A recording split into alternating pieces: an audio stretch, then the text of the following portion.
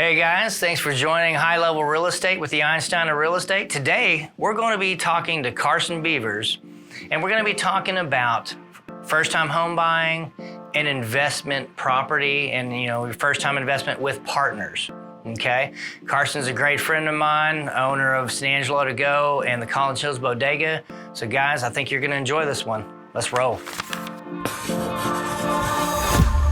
Well, hey, Mr. Carson Beavers. What's going on, man? Man, not too bad, not too bad. Welcome to High Level Real Estate. Awesome. Thank you for having me. Absolutely, brother. Well, it's good to have you. And, we always have good conversations. So I thought this 100%. Would be a really good podcast. I know we've had so many good podcasts already that haven't been filmed where we've just been like, God, if we would have had the camera rolling. If we would have had the camera rolling. Yeah, the other day at the Ale House. Yeah. No, and that's what I mean. I'm super stoked about this too. It's something we've talked about doing forever.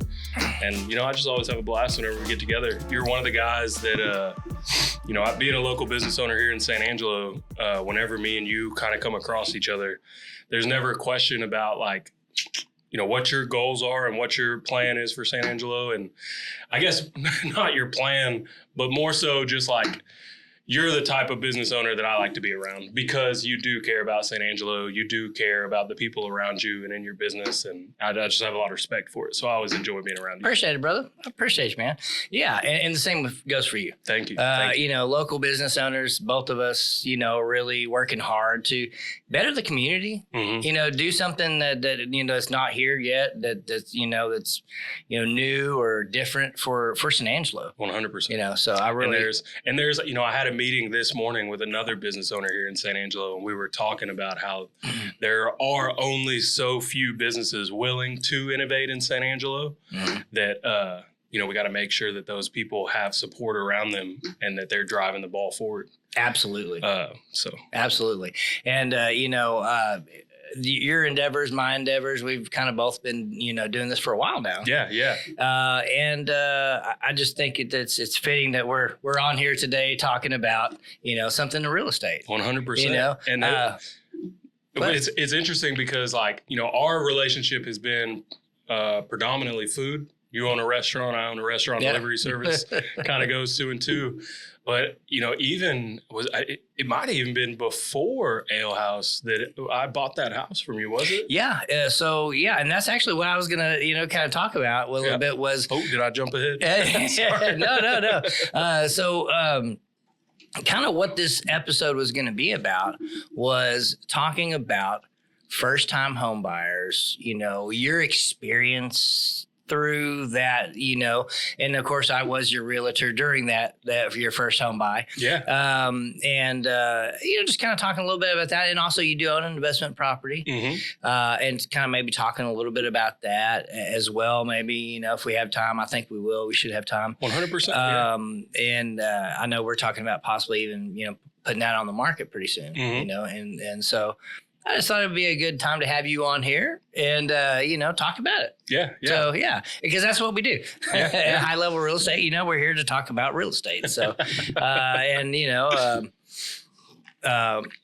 so first of all, what made you want to buy your first home? What was the that initial that made you reach out and say, hey man, I want you to help me find my first, home? Well, it's kind of a unique situation. So I purchased my first home that I bought for myself through you, but I actually had purchased a home as with a group of friends prior. Right. Which is the investment property. So I kind of did it backwards. Most people don't buy.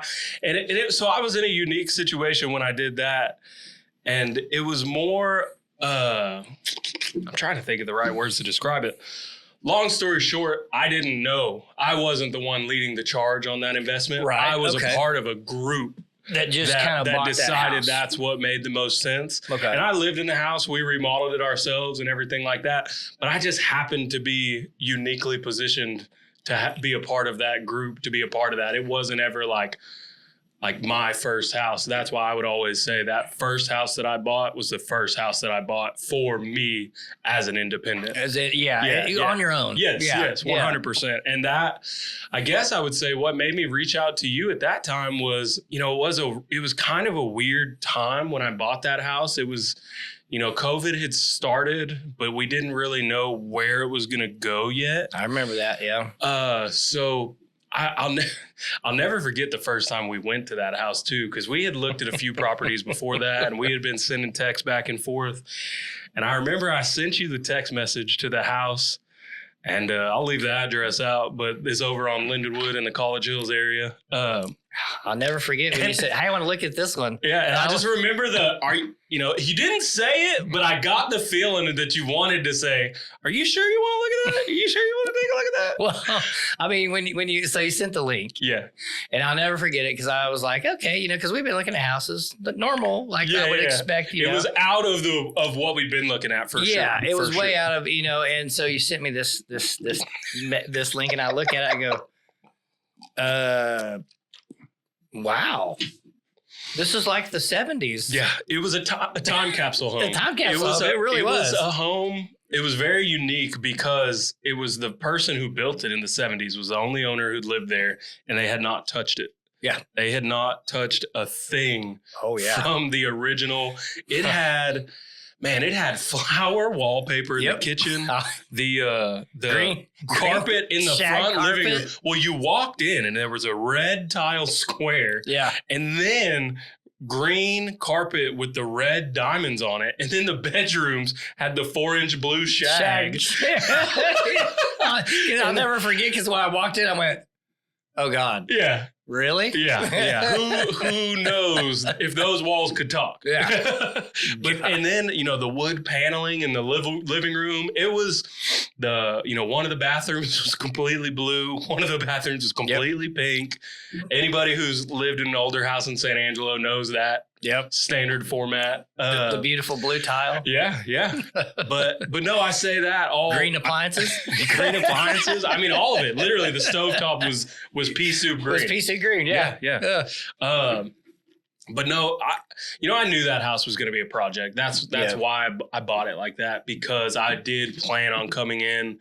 I did pay a few people to do some of the updates, but I would say that I probably did 75 to 85% of it myself. On your own. On my own. Very cool. Which kind of, I'm getting away from your original question of why I bought that house originally, but the one thing I would take away from my first home buying experience, and I don't have all this experience, but you tell me if this is solid advice or not. Okay. If you're going to remodel a house, especially if you're doing it with a significant other, don't try to live in the house while you're doing it. Yes.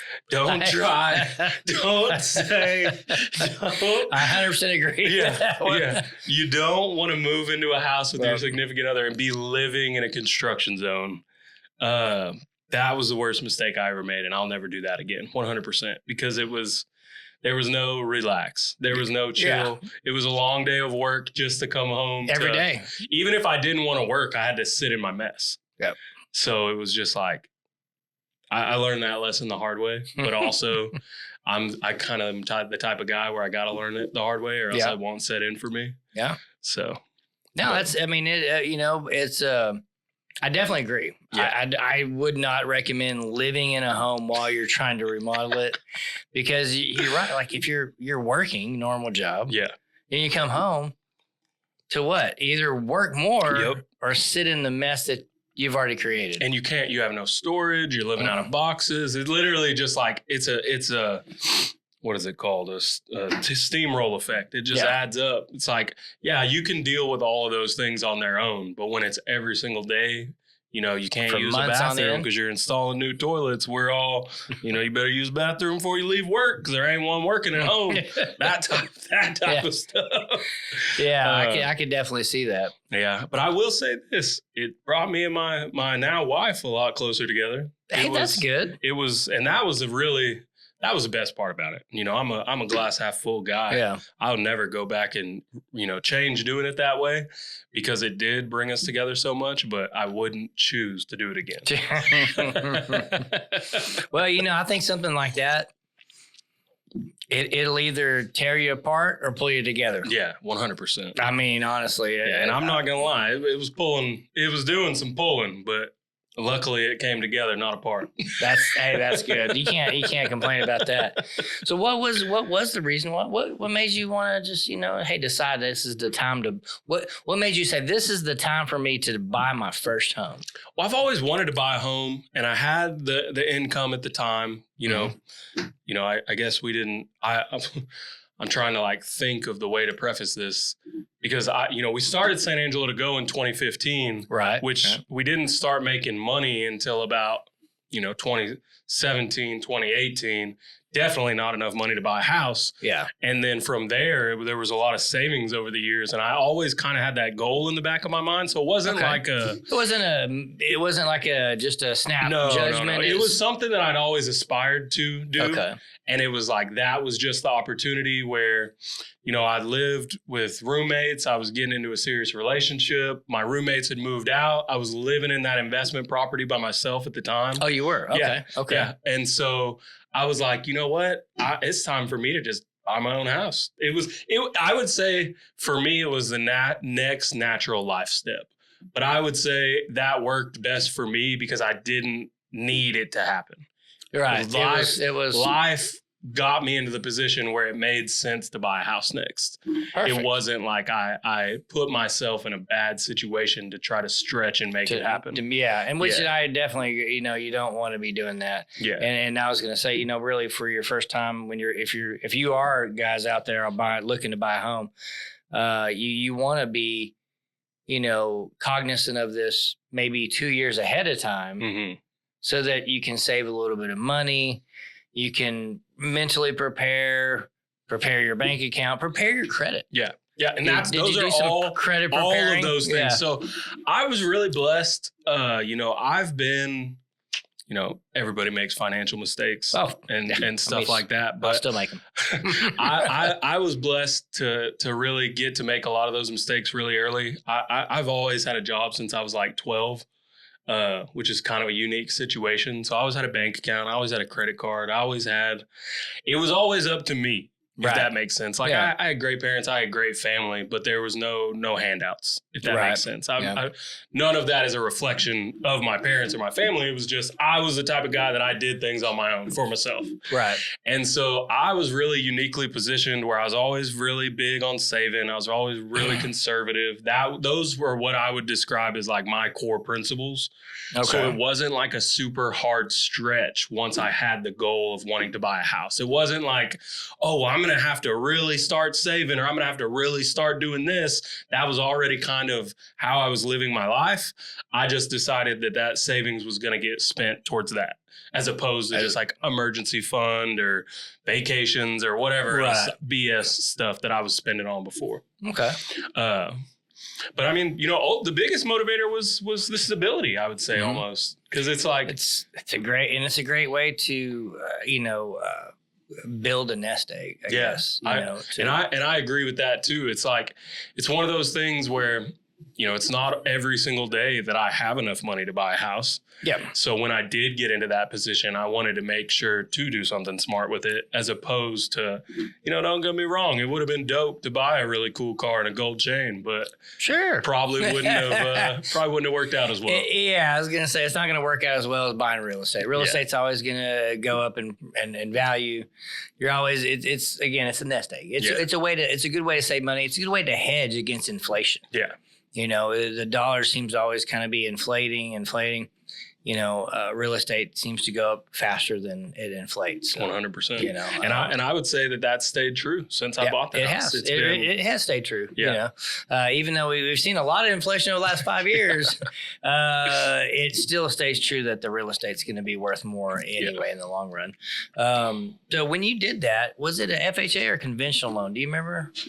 I think it was conventional loan. Yeah, because it was in kind of rough shape. So you used a conventional. So you still haven't used your FHA ability yet. You can still use an FHA loan. How does that work? Yeah. So if you've never used your FHA, I guess before we even move this conversation forward, define FHA for me. It's a first time home buyer. First time home buyer loan? Yeah. Okay. And it's essentially it's just a loan that's backed by the government. Gotcha. And what they do is they give you Everybody gets one? Everybody gets one. And so if you've never used it, and sometimes you can use it more than once. It's kind of sounds weird, but the lenders are like, there's certain criteria. Yeah. But typically, if you've never used it at all, they still will allow you to use it. And so even if it's not your first home. Yeah. Like, you know what I mean? Like, it kind of sounds kind of contradictory to first time home buyer loan, but it's essentially like a little bit less on the interest, save a little on the interest. And you have to instead of coming up with, 5% down or something like that, or it's 3.5%. Yeah. And that I did do the 20% down immediately. Okay. So that's why I did the conventional. And that's another thing is, like I was saying, I was uniquely positioned to have the opportunity to do that. That's not like I'll be honest with you, we're going to need to talk about that FHA loan. Honestly, it's a good opportunity, because if you in the future go, well, we've lived in this house for a while, love it, whether you rent it or whether you sell it, that's obviously up to the individual. But moving forward, you might look at that and go, well, hey, can I still use that? Yeah. And your lender, of course, is the only person that can really tell you. Gotcha. They can tell you for sure whether you can use it or not. But essentially, it's a pretty good loan, a way to get a good loan, especially if you are a first time home buyer, you've never bought a home. If you don't have equity in something and you're having to, it's a minimal down payment. 3.5%. And I do just want to preface this conversation with, I remember you educating me on this stuff when I bought the house. The only reason I don't remember that is because that was 6 years ago now. Well, yeah, I was going to say, it's been a while. It's 5 years. Yeah. But I say that because I would love to have that conversation again sometime. Okay. And talk about. Yeah, absolutely. Always let me know. Yeah. Let me know, man. Yeah. We can go in there and look at that and talk to the, I think you used Carabols. Yes. Yeah, shout out Hometown Mortgage Solutions. Hometown Mortgage Solutions. Fantastic. I can't speak highly enough of Kara. Not only did I use her for that, but also at one point I was looking at some different properties, and I never bought them. I never moved forward through it, but she has just always been a great resource. Yep. She has always provided me what I need, just like you. And I just, I just want to make sure and shout her out because of how great y'all have been. I bought a house from you 6 years ago, and still when I have questions, y'all are there for me. Well, and I'm just very appreciative of it. That is literally our job, whether it's Kara, whether it's me, we're there for the long haul for, when you need something in real estate, we want to be there to help, to guide you in any way that we can, because that's what our jobs are as a realtor, as a mortgage lender, is to guide our clients, the best way we can, and the best thing, and try to help hopefully avoid some pitfalls. Yeah. Because there are some, some bad mistakes you can make out there. So we want to do help, to do that as well.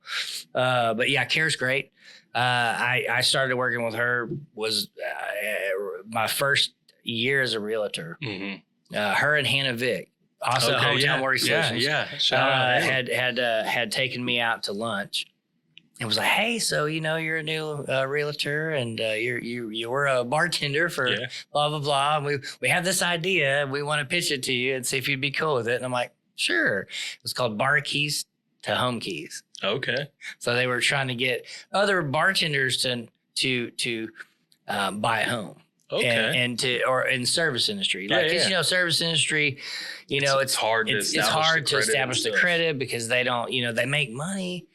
But a lot of it's not necessarily claimed. It's it's a little differently now. A lot of places make it like where they claim it and they, and you can do that. And that's another thing, just while we're speaking on, Hometown Mortgage Solutions and unique situations like that, I kind of had another part of a unique experience that popped in my head when you said that was like, I, being an independent business owner, didn't have like a super solid track record of income. Yep. And not because I didn't have money, just because I didn't have a paycheck from another company. That's I'm the same way. Yeah. But that was a part that was super unique to my transaction that Kara really worked with me on and helped me figure out how to navigate those things. Yep. And not just navigate them in the right way. So like even after she gave me advice on like how to do some things, you know, I followed back up with my insurance agent and was talking to them. And, you know, he was like, hey, you know, I just want to make sure you're doing X, Y, and Z and da-da-da-da. And I was telling him some of the things that Kara said to me. And he was like, man, that means you have a really good mortgage lender, because your average mortgage lender will just say whatever they need to say to you to get you in whatever house they need to get you into. And if you would have gone against her advice, you would have put yourself in a difficult situation. I didn't even know she was doing that for me until I explained the conversation I had with her to my insurance agent. And he was like, oh yeah, you need to stick with her. She's making sure you don't take this too far. Yep. You don't buy more house than you can afford. Yeah. No, Kara's, that's why I typically do refer a lot of people. I you know, she's always my top referring person when it comes to when somebody's like, well, yeah, I want to buy a house. You know, I don't know where to start. Yeah. And, you know, and always you're going to start with the mortgage lender, because if you don't, unless you have cash. I mean, unless you have cash to buy it up front, you're going to start with the mortgage lender. And I typically do, at least that's my first suggestion, because she's like me in a sense. The way I feel about it, she actually cares about the client. Yeah. And you can not tell about when the you talk. clothes, not about the money, not about the, you know, she cares about the person, the client, to make sure that that she's doing what's best for them. 100%. And I mean, I feel like that's what we're here for. Because if you start looking out for your own interest over your client's interest, you know, I feel like it just gives me a bad feeling, because then it gives realtors and mortgage lenders a bad name. Yeah. No, and I would say I'm almost a walking testament to the fact that y'all do operate in that way, because, you know, like I said, I bought a house from you guys 6 years ago. You know, y'all are my team. I appreciate that. You know, y'all are the, when I want to look into real estate or when I have interest in anything, you know, I'm calling Rusty. And then when I'm ready to start looking at financing, I'm calling Kara. Perfect. Hey, you got a good team there. Yeah. So what do you do you remember the process of getting your loan? Do you remember what all the stuff you had to go through with Kara? I remember being overwhelmed. There's a lot, isn't it? Yeah, there is a lot. Yeah. It's one of those things where you don't want to look stupid. So it's kind of like intimidating. And I will say that when we did go through that process, that's what was the best part about it, is nobody ever made me feel stupid.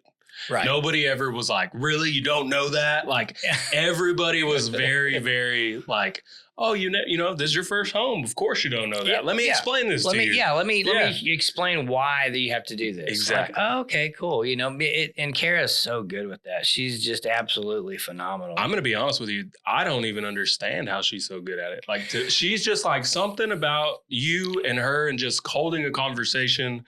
It can be about as business as it gets, and it just feels like two buddies sitting at the bar top. Yeah. And I mean, and with you and Kara. That's how it should be. With you and Kara. That's how it should be. Yeah. It shouldn't be, you know, oh, kind of feel stupid or well, I mean, this is, you know, super hard. It really should be, hey, so we're going to get the general basics from you. We're going to kind of take on the hard parts and, you know, navigate all this and give you your options and then explain to you what we think is the best option for you. Yeah. Because it's going to make your life a little easier. And it's not going, our job is to kind of simplify it, not complicate it, you know, and I won't, you know, I think some people lose track of that in this business. But you know, there's a lot to it. No, and that's what I will always say is at no point through any dealings with you or Kara have I ever felt anything other than y'all had my best interest in mind. Right.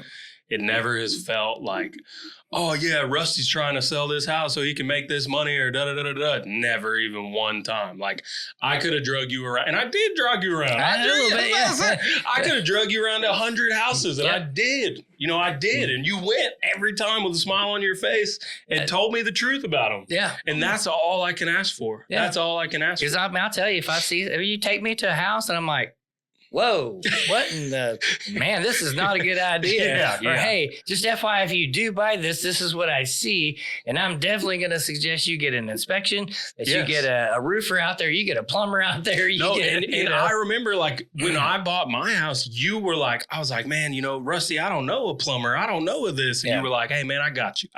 Yeah. Let me find out. Tell me what you need. And you literally helped me through that entire process and helped me not only secure the house, but also make sure that I knew what I was getting into. Right. And like, cause I mean, you know, I had a really unique situation, or maybe not unique. The pipes were bad. So the pipes in the back of the house, I don't remember, the shower pan was leaking and I needed to get the pipes relined. Which was not a simple deal. It was like, you know, a $10,000 project, maybe even more than that. I don't remember exactly, but it was right around there. But I remember the pipes where I was like, man, you got to get a camera in there, see if you can. If it was even possible. They didn't know if they could even reline them at first. They were thinking at one point they were going to have to redo them. Just take them out. That'd be even more expensive. Oh, dude, they dug a hole. But before they ended up having to dig a small hole to line the pipes in the backyard just to get into it. Yeah. But it wasn't anything like it was going to have to be. You know, I was going to have to break my fence down and get an excavator, and you know, it was going to be a whole deal. It was lucky, but I would have never even, you know, known that I needed to do that if you wouldn't have gotten me in contact with the right people. And you made sure that I checked all those boxes, knowing that I didn't know to do that myself. Yeah, and that's our job. Yeah. You know, as a realtor, I mean, you know, hey, man, check the foundation, check the pipes, check the electrical, check the roof. Yeah. Those are your... That was when you introduced me to Tommy. Yeah, but those are the pillars of the house. Yes. You know what I mean? Those are that's like the you know, like that's the important part of the whole house. Yeah. And if all that's good, typically the rest is cosmetic. Yeah, You know, I mean, it may cost a little bit, but you're going to fix it. And it's not going to be a big deal. But the plumbing can run thousands. Foundation, thousands. Roofing, electrical. Yeah. You know, HVAC. Oh, my gosh, yeah. HVAC was, you know, that's a big thing. How was the, I don't even remember. Did you replace that HVAC on there? No, but I did. A couple years ago, I had it cut out, and it wasn't anything crazy. The water pump had clogged up on the inside of the house. Okay. So it had backed up, and I thought, you know, the condensation coil started leaking into the house. But they were able to just flush the pump, and it's been working fine. Good. But yeah, so I'm in good. I mean, I'll need to eventually. Eventually you got to replace it's an older one. Yeah. I'll need to do it. But with what it's done so far, with just the shape it was in when I bought the house and the maintenance that I've been able to do for it, like I've already gotten my money's worth out of it. So, that's good. Yeah. That's really good. Because, you know, I mean, HVAC's expensive these days. Trust me. I've literally been looking at prices because I know it's a matter of time. Yeah. I mean, it really is. I'm trying to prep. And I'm kind of impressed that it stayed good this long. Me too. Because it was an older unit, right? Wasn't it? Yeah. It was an older unit. And they came out and they tuned it up. When they flushed out that pump, they put new Freon in the outside unit. And it was... You know, it was so old of a unit, they had to order some special Freon and da-da-da-da. So, I mean, it's a thing. You're right. You're right. But I will say this. The older units, they last longer than the newer ones. They do. They do. I mean, and that's one thing I kind of have to say. Some of the appliances in the house, you know, are the original appliances that were literally built with the house. Yeah. And I just haven't replaced them because they still work. And it's like, why? Yeah. I mean, I know I will. Yeah. I will eventually. But right now, I'm like, this thing been working for, 50 years almost now. Built in the 70s. They don't build them like they used to. They don't at all. They don't at all. Well, it's called planned obsolescence. Planned obsolescence. Yeah. So the new stuff now, typically they build. They build a lifespan into it. They build a lifespan into it. Yep. Because, well, they don't want it to last 50 years. Mm-hmm. There's no money in it for them. That's true. You know, if everything they built last 50 years, they only build so many and then they're out of business. Versus, well, we build it lasts 5-10 years. Well, then I have to go buy a new one. Yeah. Kind of, it sucks, but it is kind of I get it, you know. but I don't enjoy it. No, trust me, I don't either. So, let's talk about a little bit about the investment property you did with a group. You did it with your business partners, right? From the San Angelo to go. Yes. Okay. Yes. So my two business partners, my two best friends, shout out Cam and Preston. Excellent guys. Excellent guys. I'm sure tons of people watching this will know who they are. Oh, yeah. They're staples in the community as well.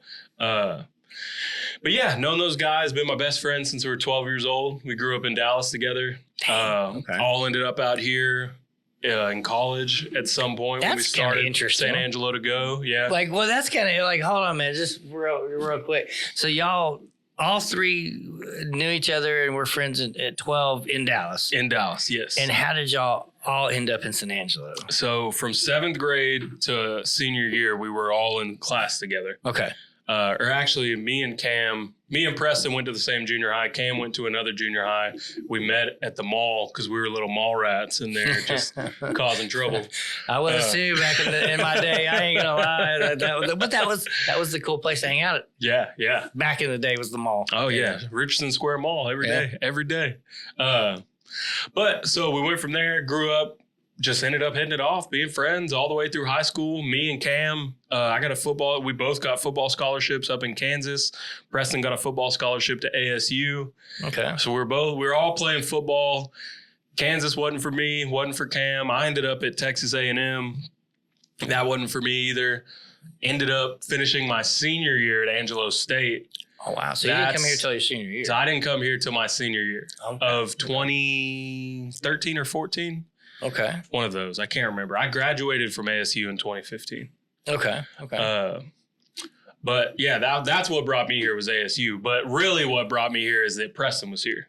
So speaking of houses, Preston was like one of the first guys I ever knew to buy a house. So Preston bought a house in college. Really? Yeah. So Preston bought a house right across from Angelo State on Dina Street. Oh, yeah. I love that little area. Yeah. So he bought that house and he had just bought that house and I was leaving and I was like, hey, I just bought this house.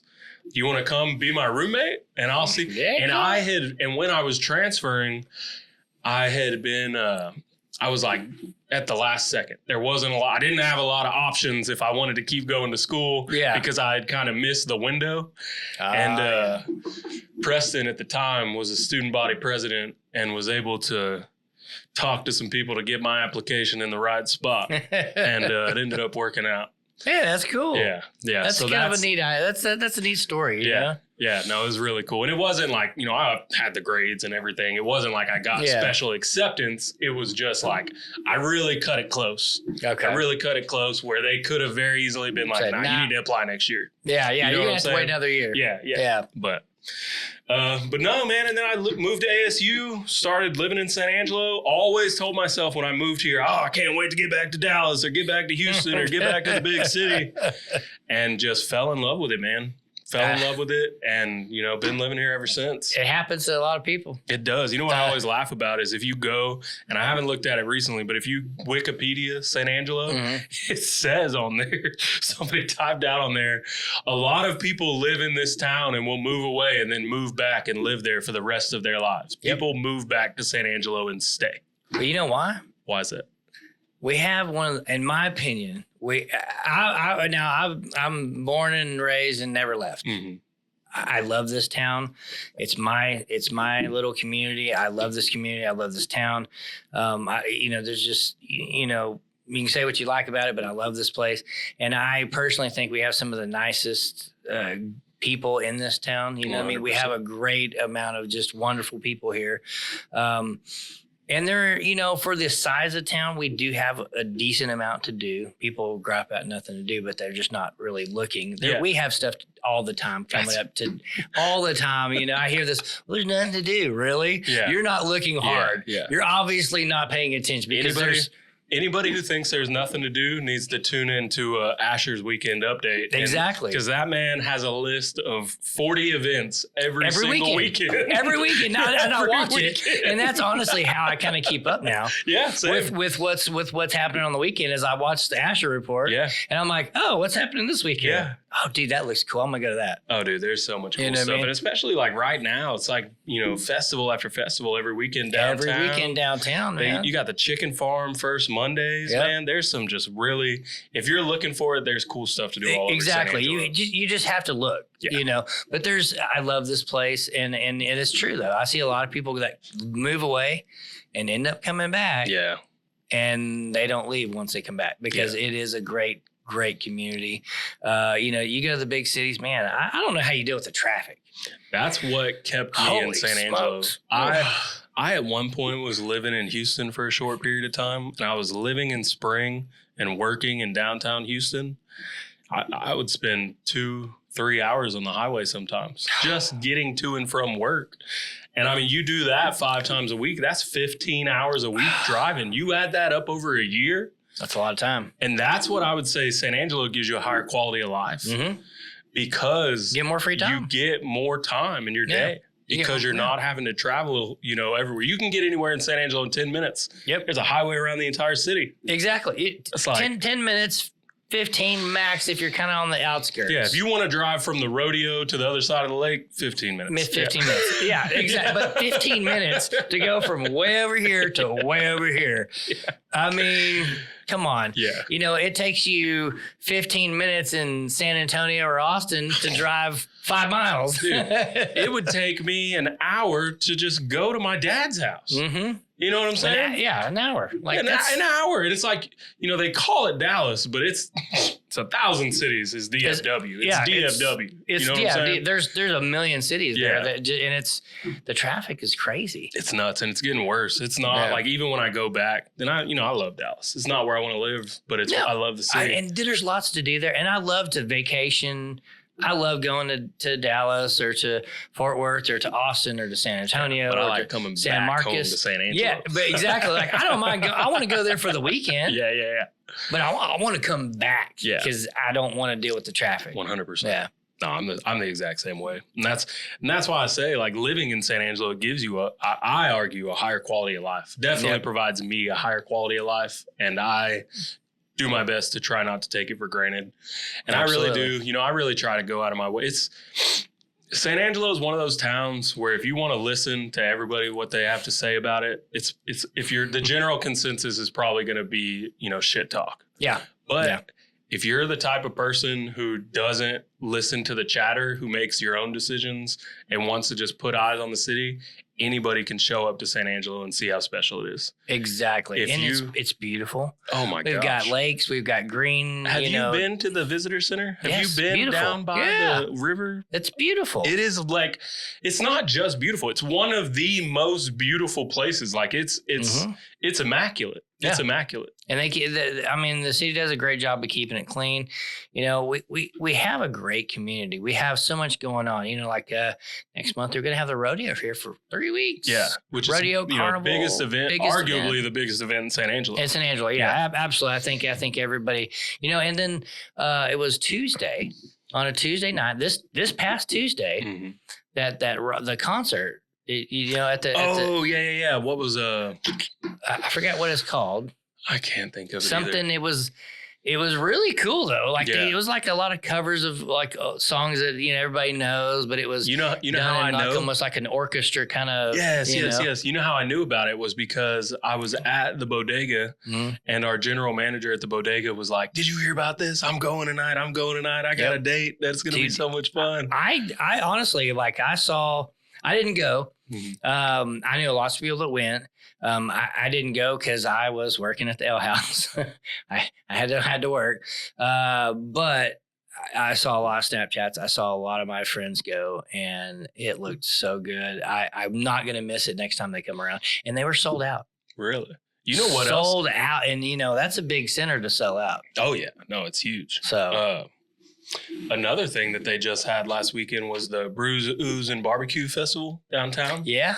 Dude. And it was windy. Yeah. It's kind of. Oh man, God, the The wind wind the last out of few control. the last couple of weeks. Yeah. Oh my God. Yeah, Can you get I don't know if it's coming from the north or the south, but can you take the wind back? Yeah. Please. If you're get it out a of kite flyer in Texas, San Angelo is where you want to be. Yeah. Promise you. Yeah. Right now, it's great if you're flying a kite. But if you're running a business that has a lot of outdoor seating on a rooftop, Not the best situation right now. horrible situation. Yeah. we literally have spent the last few weeks. I replaced the glass door that goes to the upstairs to the rooftop patio Okay. Yeah. already because it shattered. Are you serious? That somebody walked into it? The wind caught it and slammed it against the Oh wall. my and gosh. busted it. Was the restaurant full when it happened? Yeah. Oh, I bet everybody lost their mind. Oh, it was like everybody's like, "Oh my God!" And I'm like, "It's all right, we're good." Because this isn't the first time it's happened. Yeah. I've had to replace that glass. This is the second time I had to replace that glass because the wind took that door and slammed it against the wall. That's insane. Yeah. You got to get a plastic door. I'm like, next time I'm getting plexiglass. Was it with the Plexiglass. plexiglass? Yeah. I'm getting plexiglass next time I read it. I'm not doing this again. Just that way it won't shatter. But it just grabbed it. The wind grabbed it and just pulled it against there. And we've got the little thing on it to keep it from jerking like that. And it's still just, that wind was so heavy, it just smashed it against the wall. The same thing happened to me. Wow. I was opening up just my truck door, and then the wind caught it, and it was like, shoo, just feels like it's just gonna snap around and slap the front of my engine. Yeah. Like, wow. It's something else. Yeah. So, and if you have a house, check your roof because the wind can do damage. Oh, it did do damage. Speaking of, what I noticed is when I went into my backyard after all that wind happened, I saw this giant, piece of concrete, piece this big. And I thought it was a rock. And then I was like, no, that's a piece of concrete somewhere. So I started looking around. That blew off my chimney cap.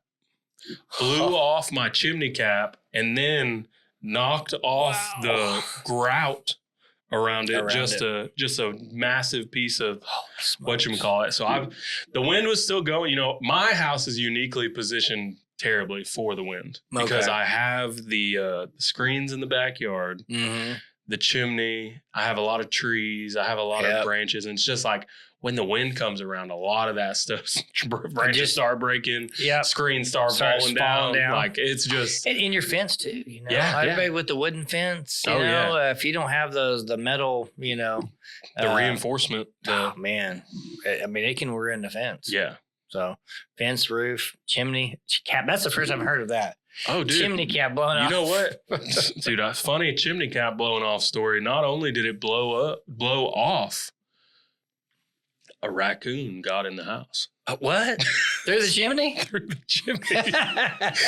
But not only did it get into the house, it busted out my back window and broke out too. The raccoon? Yes, bro. I literally woke up to my wife in a panic one day. And it's like 6 a.m. There's something in the house. There's something in the house. I'm like, waking up, like, what are you talking about? There's nothing in the house. There's nothing in the house.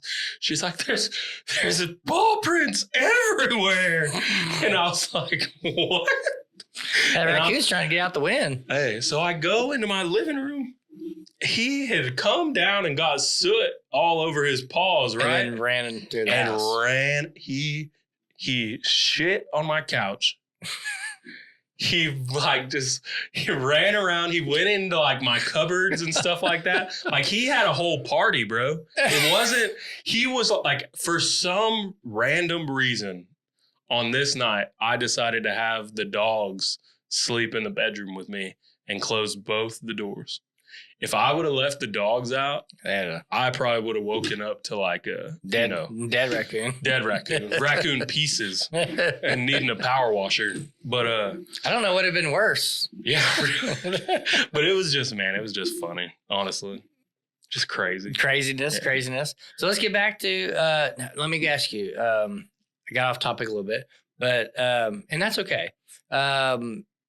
Your rental with your, so You got into that. You lived in it for a little while. You guys kind of renovated it. You moved out. You got your own house. Yep. Everybody's got their own houses and moved out. As a matter of fact, I helped Cam buy his house. Yeah. And so I guess you guys are renting it right now or have been renting it out? Okay. So we have renters in there right now. We've been renting it out since I moved out. Okay. That was when we started renting it out to other people. Okay. But to be honest with you, it's another one of those things where we knew it would be smart to buy a house. We didn't necessarily buy the house with the intention, we bought the house to live in it at first. Right. Of course. Bought the house to live in it. And then, this is kind of dancing between my personal life and just talking about the house. But, when you're a 27-year-old dude or whatever, you and the boys making a little money, sounds like a good idea. You don't really think like, this probably won't last forever. You know what I'm saying? Mm-hmm. And it's more about, it became an investment property as we grew up. Yeah. If that makes sense. Yeah. So we bought it as, the boys need a house.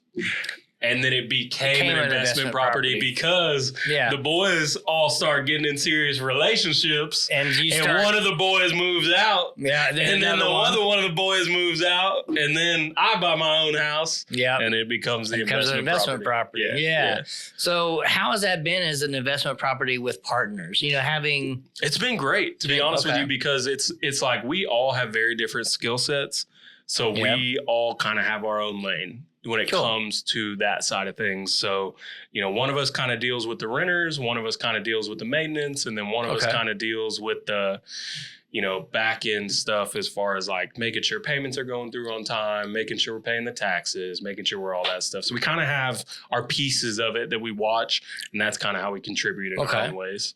But it is, once again, if anybody else is interested in doing something like that, I have, once again, known these guys since I was 12 years old. I would definitely suggest you get a formal agreement written up and really detail out what it means to be buying something together. We had been uniquely positioned to already have an operator's agreement in our LLC that we'd already formed for all of our business entities that we used to buy the house. So just want to make note of that. Yeah, you can get into some weird situations with people. I've got multiple partnerships on investment properties and multiple investment properties and businesses. Mm-hmm.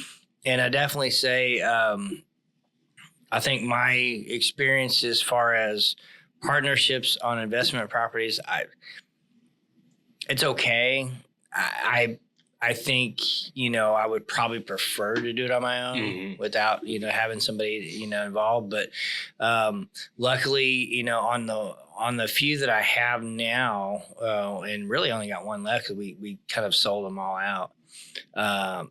The partner I do have is also my partner for Ale House. And he's one of my best friends. And he's very easy to get along with. And we get along really well. Exactly. So similar. Yeah. You know what I mean? Like, and we really, we communicate well. Mm-hmm. And we're like, hey, so, hey, did you do, oh yeah, I'll take care of that. Hey, can you take care of that? Sure, I'll get that. No worries. And we're able to communicate very well to where there's not any issues typically. Yeah. So it's been okay, but I think that's probably the rarity. 100%. I think a lot of people that I've talked to, have done that, have had a very negative experience. No, and I mean when you do business with somebody, whether it's investment properties or physical, restaurants, whatever, restaurants or anything, you're kind of in a capacity, it's kind of like a marriage. It's kind of like a marriage. It's like you have to have mutual respect. You have to communicate. You have to understand that each other have their own independent ideas. If they don't agree with you, it doesn't mean you're wrong. Doesn't mean they're wrong. Exactly. You got to take the egos out of it. Yeah. And that's what I think is the hardest part personally. Yeah. And taking the ego out, it is hard. Yeah. And it's hard to listen. Exactly. It's in a relationship, and it's a relationship, whether it's an intimate relationship with your girlfriend and your wife, or a partnership with your friend, or just a partnership. Communication is so key, and taking that ego, taking a step back, leave the ego out, take a step back and kind of look at it just look at it objectively. Yes, which is so hard. It's hard. It's really hard. It's it's taken me a long time to learn how to do that. Yeah. And honestly, over the last few years, I've learned a lot of being in a partnership, not only in investment properties but in a restaurant, and learning that you kind of sometimes have to shove the ego aside and not get just you have to take a step back and objectively look at it. And the same with the relationships. You know what I mean? Yeah. It's a skill that you kind of most people have to develop. 100%. It's not. I don't feel like it's natural. I feel like it's something that's developed. Yeah. 100%. And you have to want it. You have to want it. Yeah. And that's what. Not to turn this into relationship advice, but that's why I equate it to a marriage, because my personal view is like, just like a marriage, a business relationship, you got to work at it. Yep. You got to work at it. If one person's working and the other person's not, it's not going to work out. It's not going to work out. You can't have one person pulling the load and the other person just sitting and going, oh, it's cool. Yeah. You have to have both of y'all come together and say, hey, this is what we both want. Yes. Here's our goals. Here's what we want to accomplish. Now, how do we go about this together, and how can we rely on each other to make this happen? Yeah, and that's what's been special about my business relationship, is because, we have known each other for so long that we have been able to work through so many of that things that it's like we got a lot, like we were a little ahead of the curve because we had kind of been in the mix with each other for a long time. It makes it easier. Yeah. Like, me and Lou, my business partner for the restaurant, for Angelo House, and also the investment properties. We've been good friends for over a decade. Really? And we've known each other for a long time. And so, and our friendship has kind of grown over the years. When we first met, honestly, we were like, okay, it's funny though, because as we known each other and we kind of dealt with each other, we kind of became, closer and closer and closer. And then, and then eventually endeavored into a business together. And, it's been challenging because I've always been kind of a lone wolf in a sense. Yeah. I've really been used to it's my way or the highway. It's addicting being alone. It is when you're addicting. alone for a long period of time and then you're trying to work as a team, it's hard. It's hard. Yeah. It's hard. I mean, even same with, relationships, I spent years, honestly, with that, not really being in a long relationship because I avoided it. Yeah. And then the same with the, being in the business. And it's easier in a sense, but it's also kind of lonely, and it's easier but after you learn how to do that, like I've had to learn how to do that over the years, it's better. Yeah. It's more fulfilling. Yeah. I didn't come up with this quote, but one thing I always say a lot in our meetings when I'm meeting with the team is like, if you want to go fast, go alone. If you want to go far, go together. That's a great one. Yeah. That's kind of like the mindset that I think, because sometimes, I tell myself, oh, if it was just me, I'd be able to do X, Y, and Z. But when you really look at that long-term picture, it's always better to have a team. It's always better to have, exactly. You might can get to point A faster, but you're going to finish the race a lot way ahead if you have a good team. And I would say and create a team. That's the difference of looking back at 10 years of San Angelo to go versus starting San Angelo to go. Yeah. You know what I'm saying? No, that's 100%. 3 years ago, going into creating Shake and Bake Enterprises, which is the owner of Angelo House. I love that name. Shout out Ricky Bobby. Ricky Bobby, man. You gotta go fast. Talladega Nights, baby. That's one of my favorite movies. So, when we were coming up and so the original guys were three guys that were new to all of this. And, one left. And we brought Lou in, and then now another one's leaving, so it's just going to be me and Lou. So I've seen the change over time. Exactly. And it's hard to work with certain people, and it's not that they're bad. It's just sometimes it just doesn't, working with somebody is difficult. It is 100%. And you both, everybody has to want it and be on the same page and be willing to leave the ego aside. And like I said, same with the relationship. Yeah. You know what I mean? There's a lot of give and take. Yeah. 100%. You can't just take all the time, and you can't just give all the time. Exactly. That's good advice too. It really is. You have to be willing to kind of, find a good balance. Mm-hmm. I think that's what it is. So so you've got everything settled out with your rental, Mm-hmm. right? So moving, kind of been going along. The rental's been going good, Mm-hmm. obviously. You purchased it way back, so obviously you got great equity in it. Yeah. No, look, and I mean, we bought it before COVID even happened. Right. Y'all brought it. I mean, you bought it. There's good equity in the house now. Yeah. So moving forward, you're like, hey guys, y'all are thinking about selling it. Mm-hmm. What was the decision, or it was obviously probably a team decision to sell. What made you guys? What do you think? What was at least your reason, or what was your reasoning behind wanting to sell, or was it To be honest with you, we're just looking to create some new opportunities. Okay. Our enterprise has grown a lot. So our company is JBW Texas Enterprises, Jenkins Beavers, Beavers, yeah.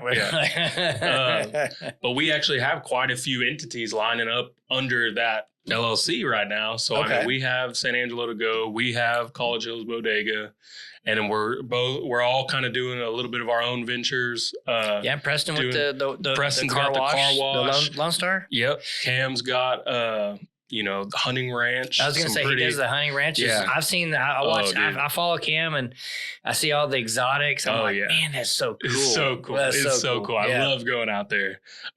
Shout out J Bar J Ranch. They're great out there. If anybody in West Texas is looking to do an exotic game hunt, they're the place to go. That's definitely the place to go. Cam's the guy to talk to about that. Great people too. Just great people. Same reason that I deal with you, because you're a great person, is the same reason why I love the Jenkins family. They're just fantastic. It's funny. I talked to his dad. Shane Jenkins, and just great guy. Just like, dude, you're cool as I'll get out. Yeah, he's the best. And it's like, I've known Shane since I was 12. Yeah. And so he's really, he's like a second father to me. Wow. Yeah. That's cool. What really makes mine, Cam, and Preston's relationship special is not only have we known each other, we're literally family. Yep. You know what I'm saying? Yeah. It's not even a question. Yeah. You're all, it's like family. Yeah. Yeah. I don't even remember where I was going with what I was saying. What was the question again? What made you guys want to sell? What made us want to sell? Oh, but so we have these different entities under our name. We're moving into different things, but we just kind of decided that that's kind of run its course. Yeah. Not necessarily like for a good or bad reason. Just like you're saying, we have a good amount of equity put into it. It's been a great investment over the years.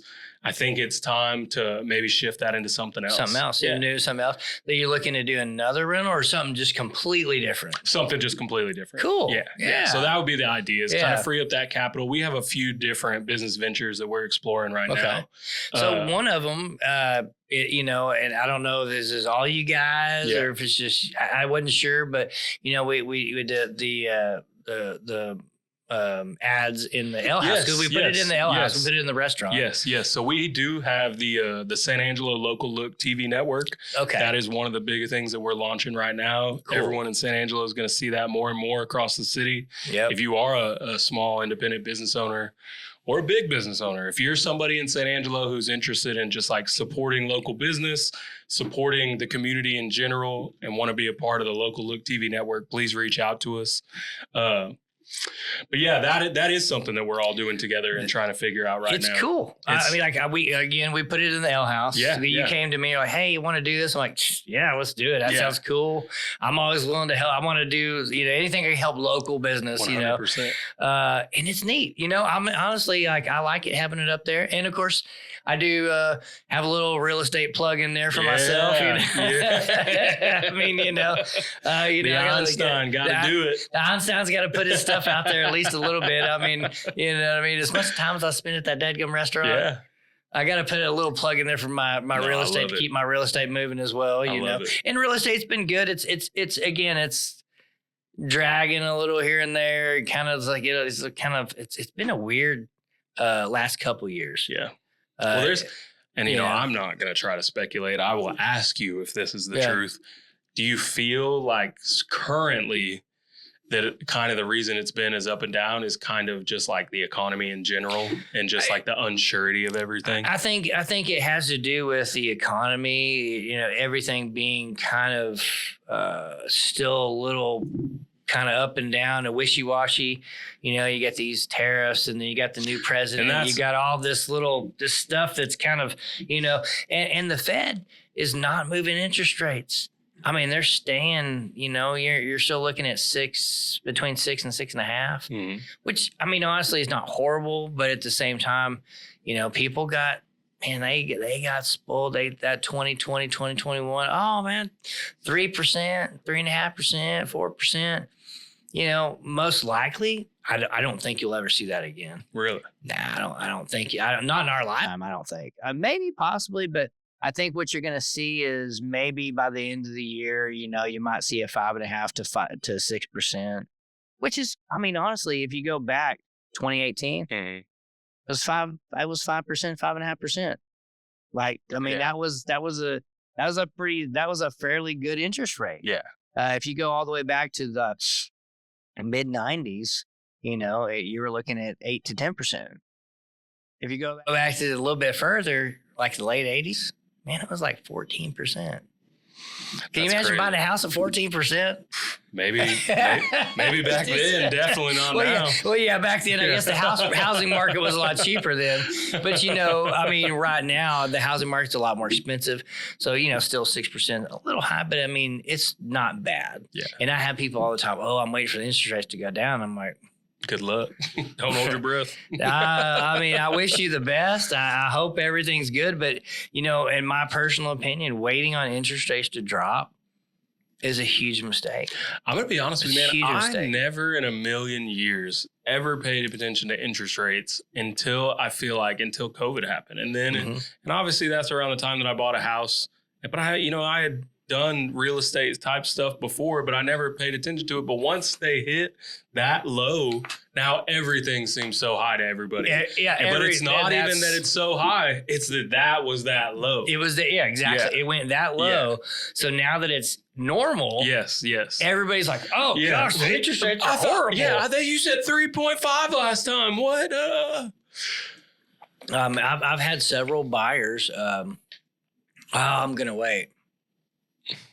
And, you know, I honestly don't try to even talk people out of it anymore. Yeah. You really can't. Everybody does what they want to do. Yeah, you know what I mean? I just go, okay, well, I mean, that's you know, if that's what you want to do. What do they say? The best time to buy real estate is last year? Last year. The next best time is now. Yeah, the next best time is now. The worst time is 5 years from now. Yeah. You know what I mean? Because what's going to happen is the interest rates may go down a little bit, but the prices are going to go up so high, you're not going to benefit. Yeah. The best time to buy is right now. You're going to pay 60, you know, you buy, let's say it's 6 1/4, you buy down a half a point, you get it to 5.75, you know, 5.75, right? Well, in 5 years, when that house goes up to, you know, over $100,000 in value from where you purchased it, you're making out way better. And let's say the interest rates do drop. Let's say it drops to 4.5. Well, refinance. Yeah. You can refinance. It's not going to cost you hardly anything compared to losing out on that 100,000 versus, oh, interest rates too high. I'm not going to buy right now. I'm going to wait 5 years. Okay, well, that same house that you were waiting 5 years on is now $100,000 more than what you paid, what you could have paid for it. I promise you the interest is not going to be that much. How many years down the road are we from, and you know, this is a hyperbolic example, but from $1 million home prices in San Angelo? You know, and the reason it's I hard say to say. There are some $1 million homes, but they're huge. Yeah, and I'm saying it. I'm asking in the context of, you know, you just said, oh yeah, 3 years down the, or did you say 3 or 5? $100,000. Well, five years down the road. Let's just say, for conversation's sake, 5 years adds $100,000 to the market for round numbers. You know, I would say, and correct me if I'm wrong, please, your average everyday home on average in the middle, probably somewhere between, 180 to maybe 300 on the super high end. The median house right now is probably 225. 225. 250. That's probably the median home range, So using those numbers then in 40 years. Oh, in 40 years, you're talking... 40 years, you would add $100,000 for every 5? What you're seeing on average, or at least through San Angelo, since I've been in real estate in 7 years, what I see on average is about 8 to 10% increase in value every year. Really? So if you equate that to 40 years, that $200,000 house is almost $800,000, almost $1 million. Yeah. So I think in 40 years, you're going to probably see a lot of $1 million homes in here that were purchased at a couple $100,000. Yeah. I mean, it's a great way. Again, it's in my opinion, $1,000 bill at that point. Yeah. Well, but yeah, exactly. Right. It'll be Trump on the $1,000 bill. But it's like you see this thing of it's like, the inflation. Well, what's the best way to hedge inflation, right? To put your money in something that's going to gain more per year than the inflation is going to rise. So on average, what inflation rises, 2-3% a year, probably somewhere in there here lately. Roughly, yeah. Roughly. And your real estate value goes up 8 to 10. Yeah. There's a good hedge. You're outpacing the market. You're outpacing, the inflation by buying real estate. How have things changed? And I'm not asking, but I'm like thinking now. You got the wheels turning. But I just had a question real quick. One thing that I've heard a lot lately, and I'd love to get your opinion on this, is that we're in such a unique position in the real estate market right now that it's really hard to, one, buy an investment property, and let alone, basically what I'm talking about is the cost of renting versus owning and how much higher the cost of owning a house is right now versus renting because of the inflation, higher material costs, higher labor, higher everything. Well, and here's the thing. So, and it directly correlates, your renting is and buying is going to correlate. So if you're an investor, because who's renting the property? Who owns that property? The investor, right? The guy who's, whether he owns 1 or 20, he purchased that property, and a lot of people do this. They purchase a property, they put a little money into it, they get a good deal on it, they put a little money into it, they're going to rent it.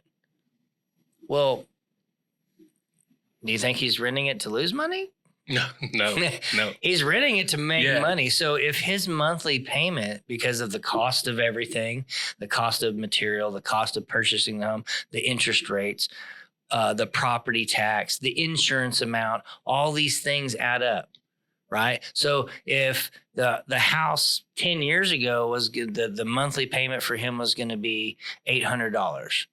Considering the insurance, the property tax, the interest rate, the cost, all the things, the maintenance, so his outlanded cost is $800. He's going to rent it for $1,000. So if now his cost is $1,500, what's he going to rent it for? $1,700, $1,800. So you're renting to do what? To pay 100% interest instead of 6% interest. That's kind of what you were saying earlier, is like it trickles down to the renter. It trickles down to the renter anyway. I got you. Because the property, he's not losing money. Yeah. So the property tax goes up, the insurance goes up, everything goes up. You're like, I don't want to buy because all this. Well, you're going to rent and pay the same thing, only you're not getting anything out of it in the long run. You're going to lose money. So you're paying 100% interest if you're renting. You're paying 6% interest if you're buying. I don't know. You do the math, but yeah. No, I mean, I feel that. Yeah. So your typical investor keeps a little money on the side in case something happens, in case there's repairs absolutely that need to be made. Got to. Would you say that that you kind of need to keep a little bit more money right now than what's been standard in the past? I mean, I think it just, because you're already going up on rent. So you're taking it all evens out. Yeah, so you're taking that percentage out and just kind of, putting it aside. That makes sense. That makes sense. Yeah. So, yeah. That does make sense. Because I'm over here just like, man, how is anybody affording for anything these days? You know what I'm saying? But yeah, when you're not looking at it as one person and you're looking at it as the scope of all of them, it all kind of evens out. It kind of evens out. Board. Yeah. You know what I mean? And so, like I had somebody the other day, because 6-8 months ago, they were kind of talking to me about buying, and well, I don't know. And I'm like, okay, well, I'm not a very pushy person. So I'm just like, do what do what you do. But I thought about it and then I'll reach back out. Let me reach back out to this person. Hey, I just want to see how you're doing. Have you, still kind of looking to maybe buy, or a lot of homes on the market right now? It's a good buyer's market. Oh God, I gotta wait for interest rates to go down. All right, well, take care. Yeah. I'm not going to sit here and try to talk you into something that, because it's just that's not my job. Yeah. Yeah. My job is if you're ready, my job is to help you do what you're ready. My job's not to try to talk you into something. Yeah. No, so I respect that. I respect that attitude. Yeah. You know what I mean? Like, cool. Like, now if they were to ask me, hey, so what do you think? Well, I'm going to tell you what I think.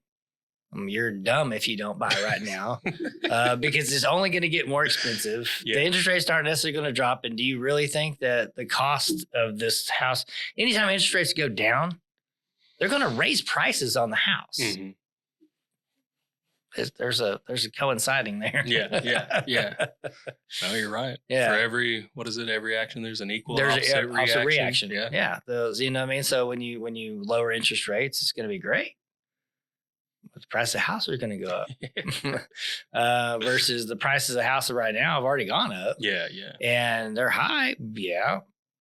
But if let's say you buy right now, and like I said, 5, 6, 10 years down the road, that house has increased $100,000 in value. That interest rate of 2 or 3%. It's not going to equal that 100,000. I mean, you're still going to be in the better, Yeah. And renting is really, again, you're paying 100% interest. Yeah. You're paying 100% interest when you're in. So I feel that. Well, anyway, man, Carson, it's been awesome. Dude, thank you so much for having me, man. It's a great conversation. It really was. If you'll have me on, man, I'd love to come on again. Absolutely. I really just enjoyed talking to you, man. Yeah, I do too, man. It's always been good, brother. Good to have you on, brother. Hey, guys, thanks for watching High Level Real Estate with the Einstein of Real Estate. Please DM us, follow, subscribe, all the things. If you have any questions, I'm happy to answer anything I can answer. But we do appreciate you watching this podcast. Thank you.